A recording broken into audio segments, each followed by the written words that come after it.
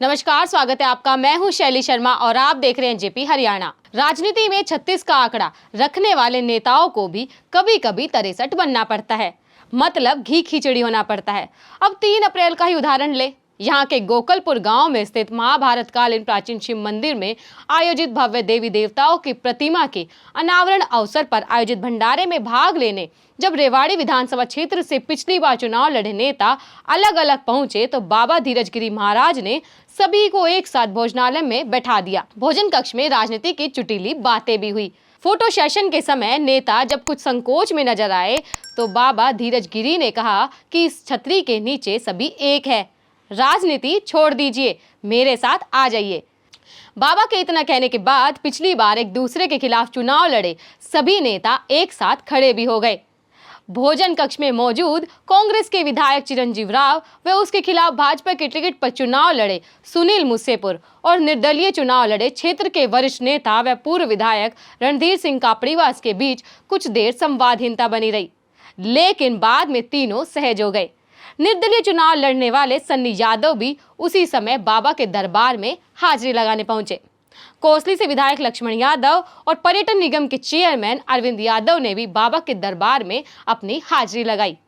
जजपा के जिला प्रधान विजय पंच से लेकर नगर परिषद की चेयरपर्सन पूनम यादव के पति बलजीत यादव सहित जिला प्रशासन के कुछ अधिकारियों ने भी आश्रम पहुंचकर भंडारे का प्रसाद ग्रहण किया। यह श्री पंच दशनाम जूना अखाड़ा से जुड़े धीरज गिरी महाराज की सोशल कनेक्टिविटी का ही परिणाम था, जिसके चलते दलगत राजनीति छोड़कर जहां अधिकांश दलों के नेता पहुंचे वहीं उतनी श्रद्धा से गैर राजनीतिक लोगों ने भी भंडारे का प्रसाद ग्रहण किया।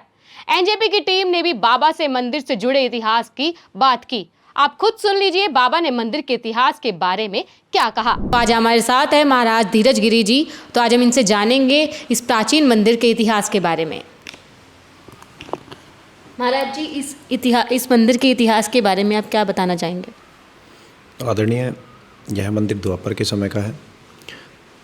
इसका इतिहास आज से 3 साल पहले जब 5 दिसंबर 2019 को मैं यहाँ आया था, तब मैंने देखा कि ये एक अव्यवस्थित जगह थी और इसके जीर्णोद्धार के विषय में मैंने सोचा था।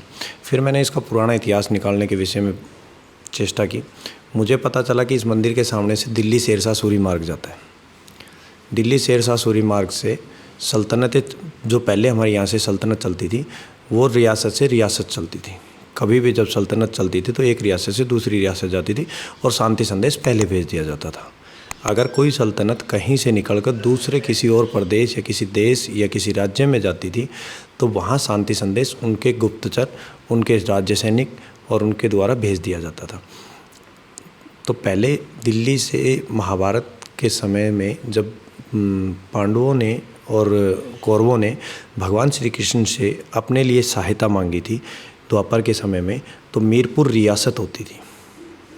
मीरपुर रियासत के नियर क्षेत्र में इससे पुराना टेम्पल कोई नहीं है। जब हमने पता किया तो यहाँ एक झोड़ है, एक तालाब है और पहले पौराणिक एक जंगल होता था जो धीरे धीरे ख़त्म हुआ है, जिसमें वन वृक्ष, सियार के वृक्ष और पुराने स्याज के वृक्ष और कीकर पाई गई थी।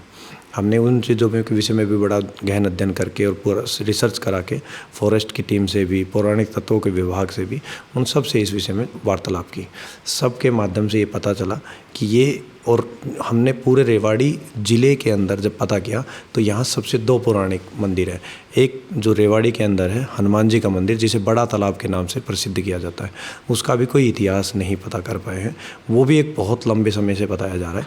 उसी तरीके से हमने जब इस मंदिर का पता किया तो सबने कहा कि द्वापर के समय का ये टेम्पल है, क्योंकि नियर अबाउ में जब सेना चलती थी तो सेनाओं को रुकने के लिए जल और लकड़ी की व्यवस्था चाहिए थी, क्योंकि रसद सामग्री सूखी उनके पास होती थी, तो पकाने के लिए जंगल से लकड़ियाँ और पानी की व्यवस्था होती। तो इस क्षेत्र में पूरे में 2 ही पुराने मंदिर पाए गए थे।